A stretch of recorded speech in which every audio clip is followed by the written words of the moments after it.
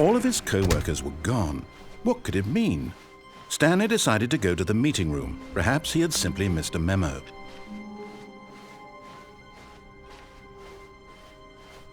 When Stanley came to a set of 2 open doors, he entered the door on his left.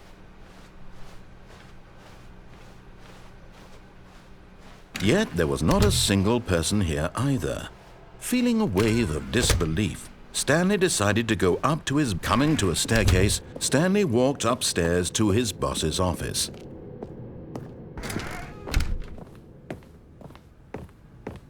The moment he entered his manager's office, Stanley froze in his tracks. Not a living soul anywhere. Could he really be all alone?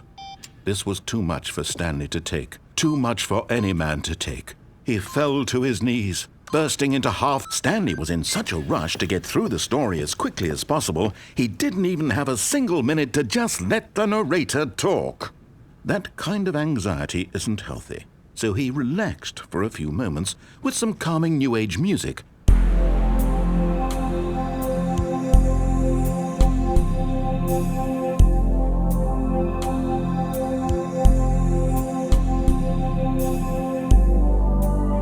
Feeling soothed and rejuvenated, Stanley calmly walked forward into the opened passageway.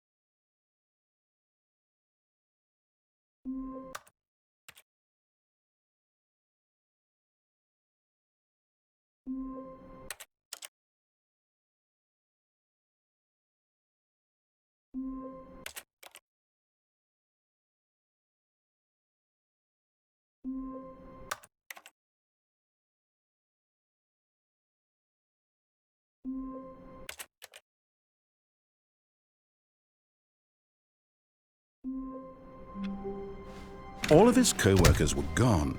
What could it mean? Stanley decided to go to the meeting room. Perhaps when Stanley came to a set of 2 open doors, he entered the door on his left.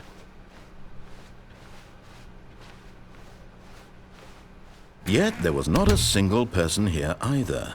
Feeling a wave of disbelief, Stanley decided to go up to his boss. Coming to a staircase, Stanley walked upstairs to his boss's office. Okay, I think we all know the drill by now. Blah, blah, blah. Dark secrets, the keypad. Stanley pushes some buttons. Oh, hey, look, it's a new passageway. Quelle surprise.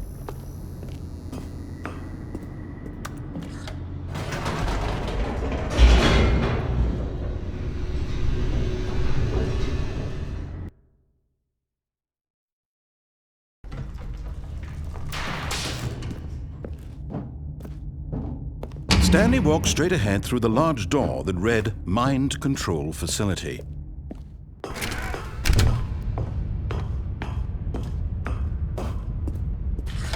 The lights rose on an enormous room packed with television screens.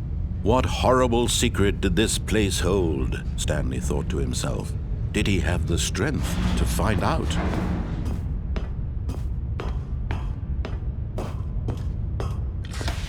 Now the monitors jumped to life, their true nature revealed. Each bore the number of an employee in the building, Stanley's co-workers.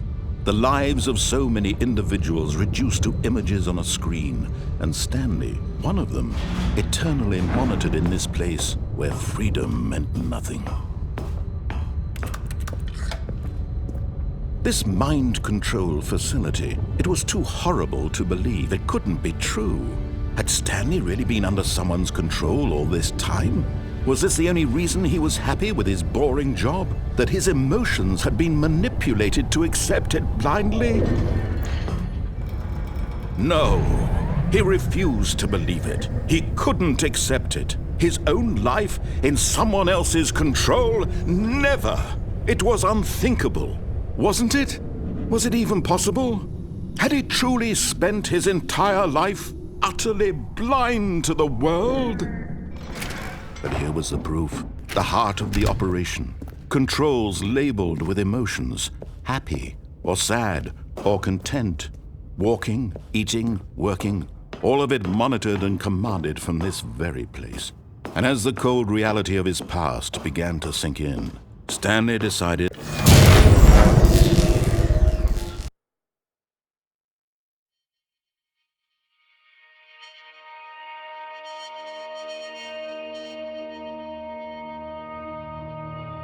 blackness and a rising chill of uncertainty.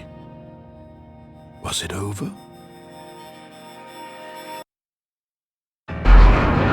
Yes!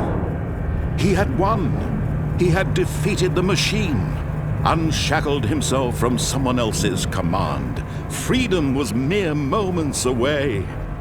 And yet, even as the immense door slowly opened, Stanley reflected on how many puzzles still lay unsolved.